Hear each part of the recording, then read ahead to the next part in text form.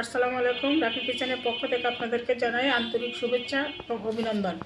আজ আমি আপনাদেরকে গাজরের পুডিং বানিয়ে দেখাবো কিভাবে অতি সহজে 3টা উপকরণ দিয়ে বাসায় গাজরের পুডিং বানানো যায়। এই শীতের দিনে যদি গাজরের পুডিং না খাই তাহলে কি হয়, এই জন্য আমি এটা আপনাদের সাথে শেয়ার করলাম। ফ্রাই প্যান বসিয়েছি, এখানে আমি ঘি দিয়ে দিচ্ছি 4 চামচে 2 চামচ পরিমাণে।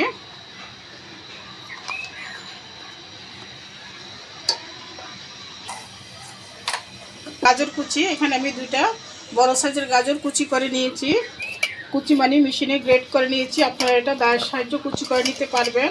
আমি আজকে গাজরের পুডিং বানাবো, তাই গাজরের মধ্যে অনেক সময় কাঁচা গন্ধ কর, এই জন্য আমি গাজরটাকে আপনার ঘির মধ্যে টেলে দেব। প্রথমে এভাবে গাজরটাকে নেড়ে ছেড়ে গাজরটা যখন শুকিয়ে যাবে, শুকানো না পর্যন্ত এভাবে নেড়ে ছেড়ে গাজরটাকে ভেজে নিতে হবে। গাজরটা যখন শুকিয়ে যাবে তখনই বুঝবেন গাজরের যে কাঁচা একটা গন্ধ আসছে, গন্ধটা চলে যাবে।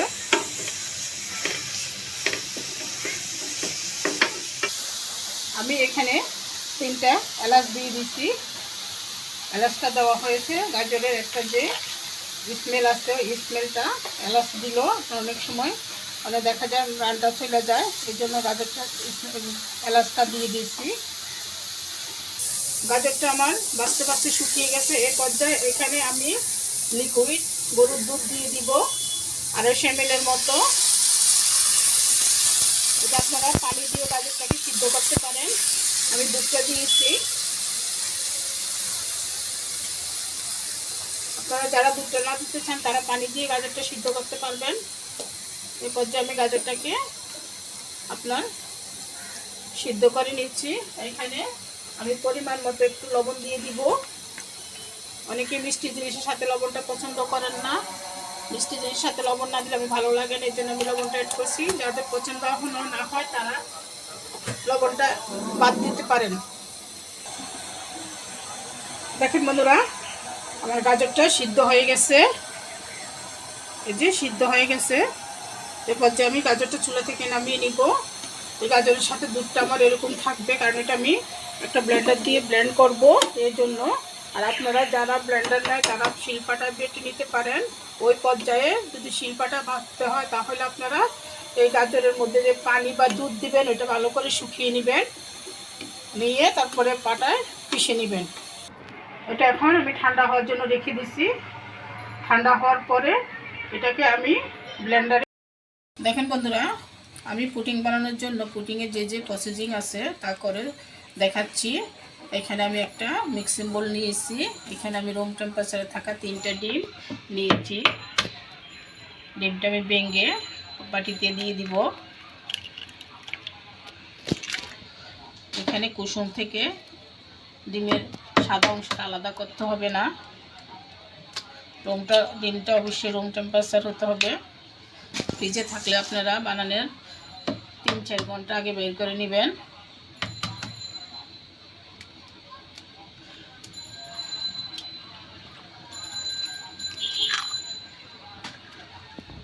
এর সাথে আমি অ্যাড করব মেজারমেন্ট কাপ 2 ভাগের 1 ভাগ চিনি দিয়ে আমি একটা কাঁটা চামচের সাহায্যে চিনিটাকে ডিমের কুসুমের সাথে মিশিয়ে নিব। এখানে হ্যান্ড ব্লেন্ডার বা কোনো কিছু দরকার নেই, কাঁটা চামচ বা এমনি নর্মাল চামচের সাহায্য আপনারা মিশিয়ে নিতে পারেন। কাঁটা চামচ নর্মাল চামচ তো যে কোনো মানুষের বাসায় থাকে। এখানে আমি আগে থেকে জাল দিয়ে দুধটাকে ঘন করে রেখেছি। রুম টেম্পারেচারে নর্মাল দুধ, এখন এটা 1 কাপ নিয়ে নিচ্ছি। এই দুধটা আমি ডিমের সাথে মিশিয়ে দিব।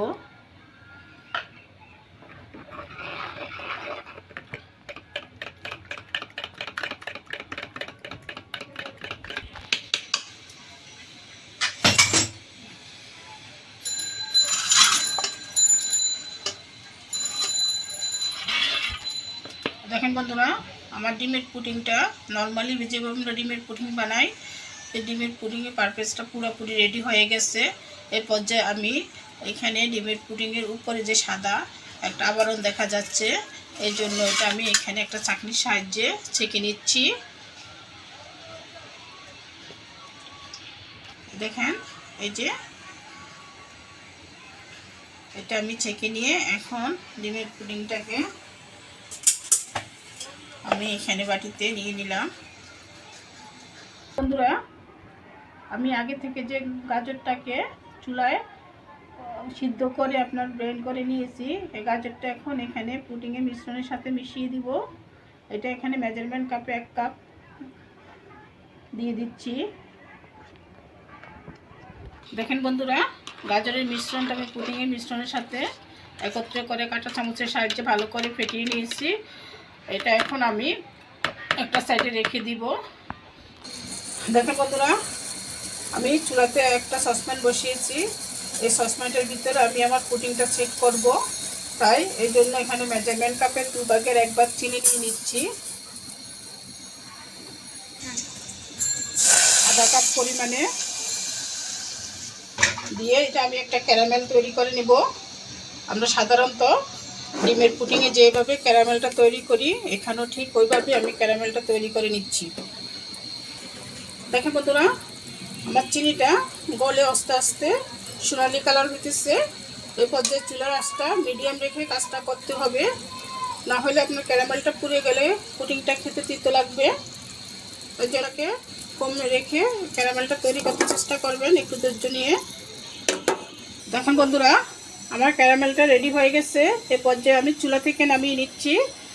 চুলা থেকে নামিয়ে যে পাত্রে আমি ক্যারামেলটা বসাবো, পুডিংটা বসাবো, এই পাত্রে আমি পাত্রের পুরা গায়ে লাগিয়ে দিচ্ছি।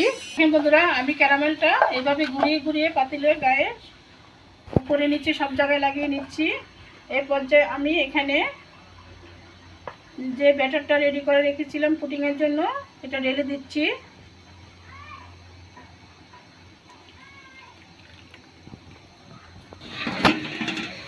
দেখেন বন্ধুরা, চুলাতে আমি একটা বল বসিয়েছি। এই বলের ভিতরে আমি আমার পুডিংটাকে বয়েল করে নিব। এখানে আমি একটা স্ট্যান্ড দিয়েছি। এই পর্যায়ে এখানে আমি পানি দিয়ে দিচ্ছি।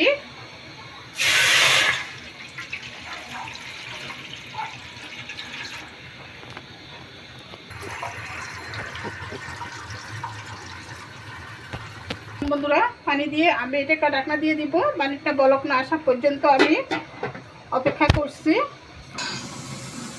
দেখেন বন্ধুরা,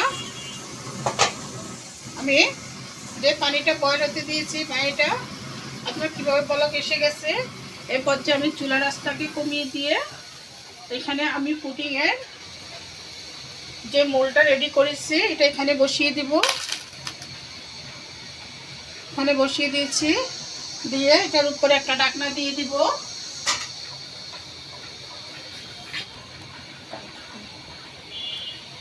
দেখেন পুডিংয়ের মোলটা বসিয়ে দিয়ে আমি এখানে একটা ঢাকনা দিয়ে দিলাম।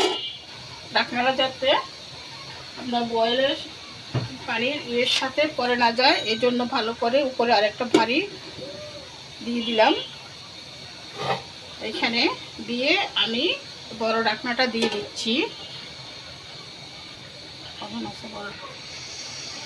দেখেন বন্ধুরা,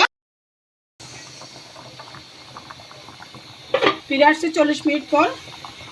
দেখেন বন্ধুরা, এই পর্যায়ে মনে আমার পুডিংটা হয়ে গেছে। আমি খুলে আপনাদেরকে দেখাচ্ছি পুডিংটা হয়েছে কিনা।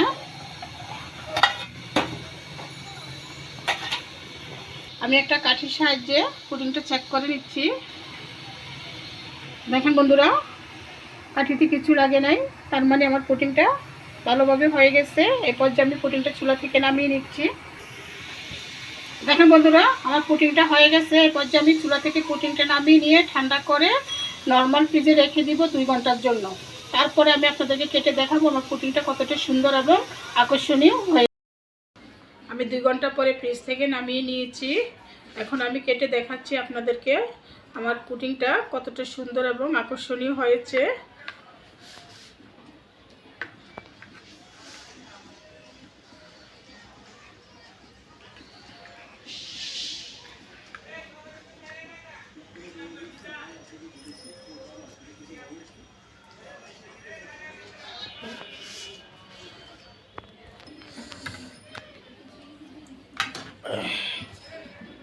এই যে দেখেন বন্ধুরা আমার পুডিংটা কতটা নরম এবং সফট হয়েছে এবং কতটা সুন্দর হয়েছে।